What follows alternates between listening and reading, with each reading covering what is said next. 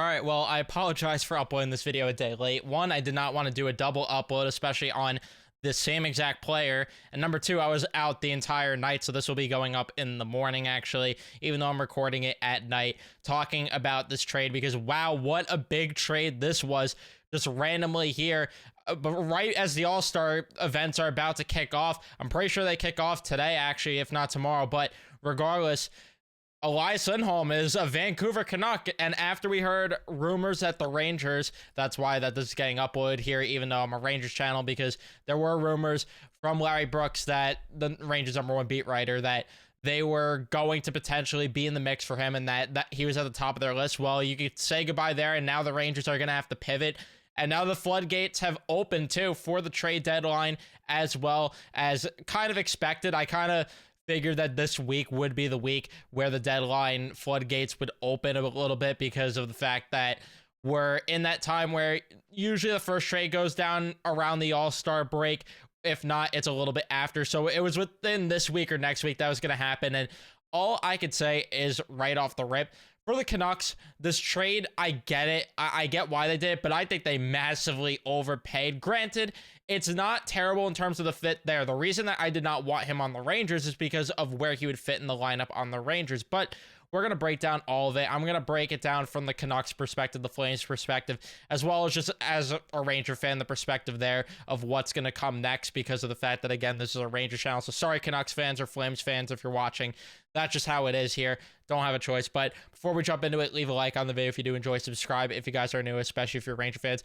And turn on your notifications so you know when I upload or go live here on the channel. We are on the road to 2K, so again, please sub. But to talk about this trade, I am just in disbelief with how much it truly ended up being. When I first heard that Lindholm was going to go to the Canucks, or when I first saw the notification, I was like, okay, it's got to be like Kuzmenko, because that was pretty much the first name we saw, a first, and then maybe like a prospect. They get two prospects, both defensive prospects, and a fourth-round pick on top of that. What a haul for the Calgary Flames. So for the Calgary Flames, right off the rip, I could say what a just great work there. Great work by the Calgary Flames to go out and get a huge haul. Andrei Kuzmenko has been just such a solid underrated piece for the Vancouver Canucks. And, you know, he only has one less goal this season than Elias Lindholm. Not that goals are the only thing that matters, but he does only have one less goal. He has 13 assists on the year for 21 points. So he's still putting up a very productive season. You got a top 6 player for this year or next year. And the best part about having Kuzmenko for the Calgary Flames is if it does not work out, you know, you want to go out and get further future help, get assets in the future, the Canucks or the Flames now have that ability to flip Kuzmenko at the draft or next trade deadline to go out and get further help. Or for all we know, they flip him again at this trade deadline. I don't think they're going to do that, but it's a win-win situation. He's only 27 years old, and you get him for this year and next year. Very good work there. And then the two defensive prospects, I'm not really too familiar with them, but it looks like they one's left-handed, one's right-handed.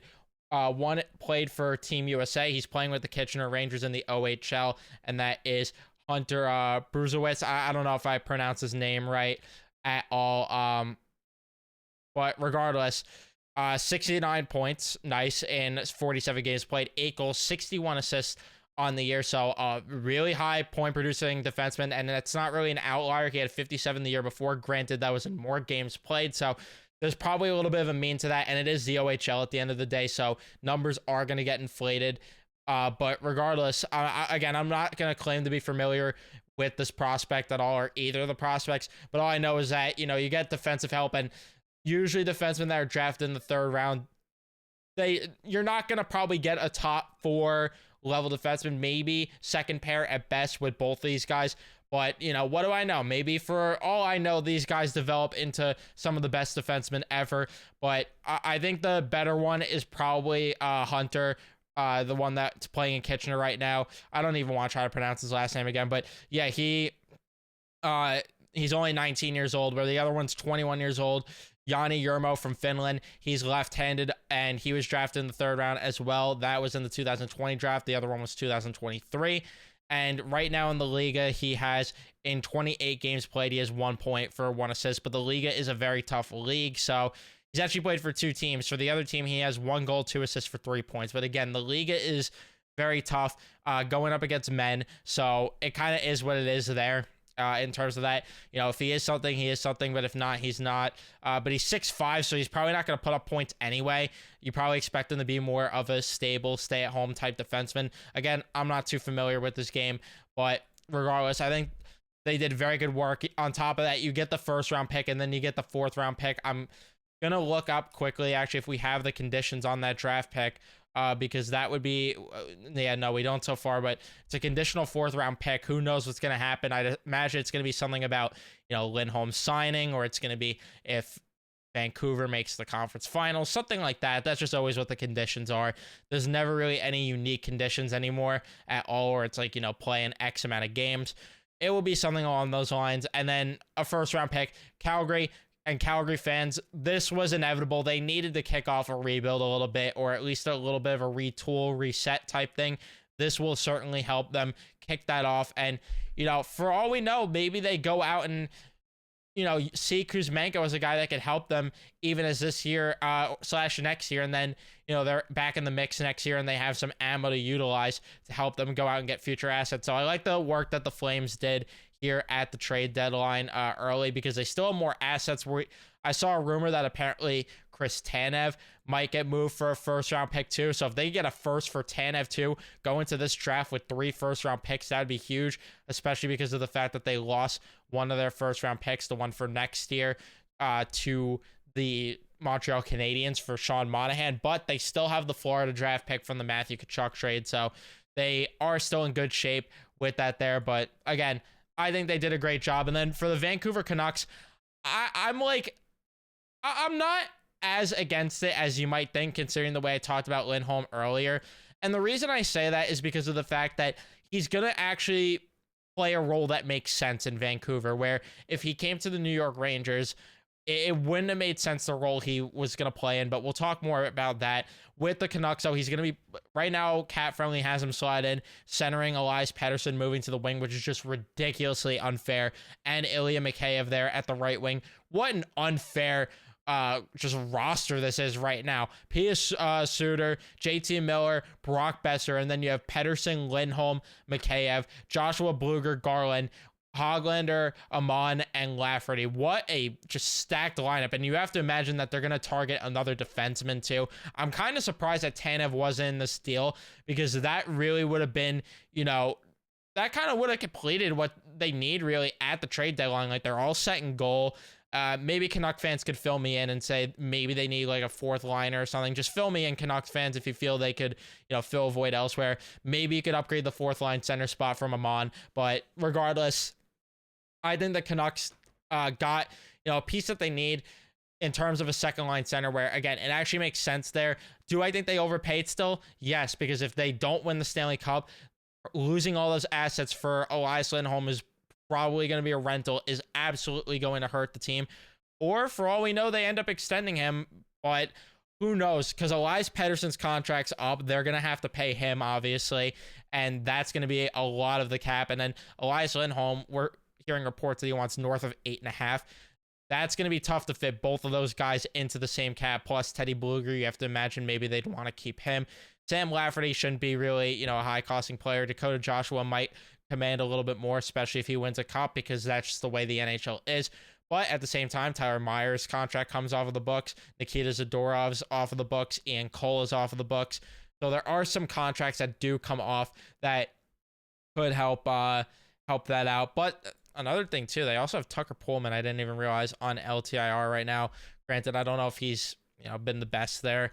They probably still would want help on that right side defense, and I still don't get why they gave Tucker Pullman that type of contract. But regardless, I think Vancouver, they got a piece that they needed to. And Elias Lindholm is more of a passenger, which is why it makes sense for the Canucks to do, because he could be a passenger on that line. The reason that, now we'll tie it into the Rangers and why I feel that the Rangers, make sense that they didn't go out and get a guy like Elias Lindholm, is because, one, it would have costed a 1st, a 4th, Kakko, and then on top of that, since Kakko's not really, he's not equivalent at all to Andrei Kuzmenko's level, it would have costed the Rangers a lot more. Like, you're probably talking they lose Adam Sikora potentially even. They probably lose a defensive prospect that they really have, but, you know, maybe they even lose Fortescue. Like, they could have lost a lot of depth, and I think the Rangers dodge a major bullet here. You guys know my take on that, especially if you're following me on Twitter. I think they dodged a bullet because Lindholm was not a piece that would have fit here with the Rangers. The Rangers need play drivers. They need guys that are going to, you know, help out the bottom six in terms of both sides of the puck, especially more so the defensive side. And Lindholm, I know he's been a Selke finalist, but his defensive plays kind of regressed this year. And on top of that, they need someone that's going to provide a little more offensive production that's not necessarily a passenger. Like, Lindholm's points are not even close to what they've been. And, you know, imagine playing with Will Coley and Blake Wheeler on the third line. Like, do you expect that line to produce? I don't at all, especially because Wheeler already is a passenger. Coley, I wouldn't say he's really a play driver at all. I mean, he could chip in points, but he's not really a play driver at all. And then, like I said with Lindholm, he is just not a play driver at all. He is for the first thing from that, as we've seen from his point regression since, you know, Tkachuk and Johnny Gaudreau left Calgary. We kind of saw his point productions dip. He's more of a complimentary piece, and that's what Flames fans were saying to me as well on Twitter. So I don't think it made sense for the Rangers to do, and they were not an Elias Lindholm away from being a cup contending team. There still is so much work to do, and to use all that ammo to get Elias Lindholm would not have made sense. So Chris Drury, I applaud you. I am very proud of Chris Drury, not, you know, getting the guy just for the sake of getting a name like that at the deadline. It makes more sense to hold on to the ammo and get someone that is actually going to be more of a fit, and to also get to lengthen the lineup more and get guys that are going to fit. The reason Vancouver could, you know, pour all their ammo in a deal like this is because of the fact that realistically now their top six is set and their third line is one of the best in hockey.